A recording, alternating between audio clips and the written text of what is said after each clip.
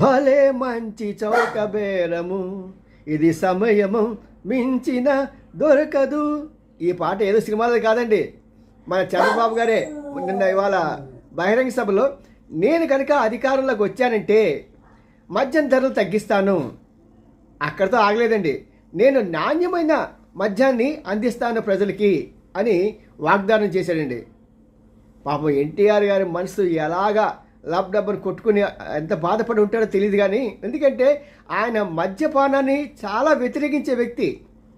ఒకప్పుడు ఆయన ప్రతిపక్షం ఉన్నప్పుడు కూడా, అధికార పక్షం ఉన్నప్పుడు కూడా దానికి మనస్ఫూర్తిగా నమ్మి దానికి ఎలాగా ప్రజల్ని ఈ మద్యం నుంచి విముక్తి చేయాలి, ప్రత్యేకంగా పేదలు వాళ్ళ యొక్క కుటుంబాలు బాగుపడాలని ఈ మద్యం నుంచి బయట రావాలి అని ప్రయత్నం చేసిన ఆ వ్యక్తి పార్టీ ఈ రోజున దాన్ని తక్కువ ధరకి నాణ్యమైన మద్యం అందిస్తామనేది చాలా సిగ్గుచేటండి.